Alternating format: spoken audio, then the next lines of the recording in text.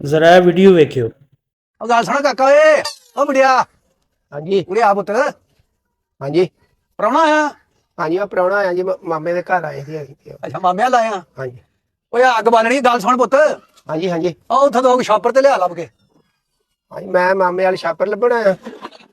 ਉਹ ਮੈਂ ਤੈਨੂੰ ਆਖਣ ਦਿਆ ਵਾਂ, ਨੱਜਾ ਨਾਈ ਕਹਿ ਰਿਹਾ ਤੈਨੂੰ। ਨਹੀਂ ਉਹ ਤੇ ਚਾਚਾ ਜੀ ਠੀਕ ਆ, ਮੈਂ ਪ੍ਰਾਹੁਣਾ ਆ ਤੇ ਫਿਰ ਉਹ ਬੁਰੀ ਗੱਲ ਤੇ ਆ ਨਾ। ਪ੍ਰਾਹੁਣੇ ਕੰਮ ਨਹੀਂ ਕਰਦੇ, ਪ੍ਰਾਹੁਣੇ ਨੂੰ ਫਾਲਜ ਹੋਇਆ ਹੁੰਦਾ ਹੈ। ਸਰਦਾਰ ਦਾ ਮੁੰਡਾ ਤੂੰ, ਹਾਂਜੀ ਮੁਹੰਮਦ ਸਰਦਾਰ ਦਾ, ਹਾਂਜੀ ਹਾਂਜੀ ਫੈਸਲਾਬਾਦੋਂ। ਹਾਂਜੀ ਆਪਣੇ ਪਿਓ ਦਾ ਮੇਰੇ ਕੋਲੋਂ ਪੁੱਛ। ਨਹੀਂ ਪਿਓ ਮੇਰਾ, ਮੈਂ ਤੁਹਾਡੇ ਕੋਲੋਂ ਕਿਉਂ ਪੁੱਛਣਾ। ਓਏ ਇੱਥੇ ਹੀ ਆਉਂਦਾ ਸੀ, ਇੱਥੇ ਮੇਰੇ ਕੋਲ ਜਾਮਤ ਕਰਾਉਂਦਾ ਸੀ। ਉਹ ਭਰਾ ਬਣਿਆ ਸੀ ਮੇਰਾ। ਆਹੋ ਨਹੀਂ ਕਹਿੰਦੇ ਅਸੀਂ ਤੂੰ ਨਾ ਇੱਥੇ ਤੇਰੀ ਨੱਕ ਵਗਦਾ ਹੁੰਦਾ, ਇੱਥੇ ਹੀ ਖੇਡਿਆ ਤੂੰ। ਨਹੀਂ ਨਿੱਕੇ ਜਿਹੇ ਦਾ ਨਾਕੀ ਵਗਦਾ, ਕਦੋਂ ਯੂਨੀਵਰਸਿਟੀ ਪੜਦਾ।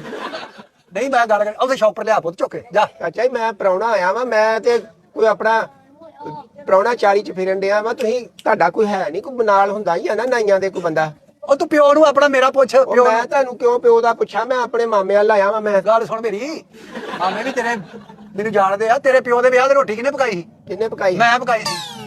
ਨਹੀਂ ਜਦੋਂ ਪਿੰਡ 'ਚ ਹੈ ਹੀ ਤੁਸੀਂ ਪਕਾਉਣੀ ਆ, ਇਹਦੇ 'ਚ ਕਿਹੜੀ ਕੋਈ ਏਡੀ ਅਨੋਖੀ ਗੱਲ ਆ। ਆਹੋ ਪੁੱਤ ਏਦਾਂ ਨਹੀਂ ਨਾ ਕਰੀਦਾ। ਵੇਖ ਉਹ ਤੇ ਤੇਰੇ ਪਿਓ ਦੇ ਵਿਆਹ ਦੀ ਰੋਟੀ ਮੈਂ ਇਹੋ ਜਿਹੀ ਪਕਾਈ ਕਿ ਤੁਹਾਡੀ ਸਾਰੀ ਜਿਹੜੀ ਜੰਜ ਸੀ ਆਸ਼ਸ਼ ਕਰਦੀ। ਕੀ ਪਕਾਇਆ ਸੀ ਪਿਓ ਦੇ ਵਿਆਹ ਦੇ ਸਾਂ? ਆਲੂ ਛੋਰਾ ਤੇ ਨਾਲ ਲੂਣ ਵਾਲੇ ਚੌਲ ਸੀ। ਨਹੀਂ ਤਾਂ ਉਦੋਂ ਛੋਲੇ ਤੋਂ ਸਵਾਹ ਹੋਰ ਕੋਈ ਡਿਸ਼ ਨਹੀਂ ਸੀ ਚੱਲਦੀ। ਇਹ ਤੁਹਾਡੀ ਸਾਰੀ ਬਰਾਦਰੀ ਨਾ ਛੋਰੇ ਨੂੰ ਜ਼ਿਆਦਾ ਪਸੰਦ। ਹੈਲੋ ਓਏ ਉਦੋਂ ਇਹ ਹੀ ਪੱਕਦੀਆਂ ਸੀ। ਕਮਿਆ ਭਲਾ ਦੌਰ ਸੀਗਾ,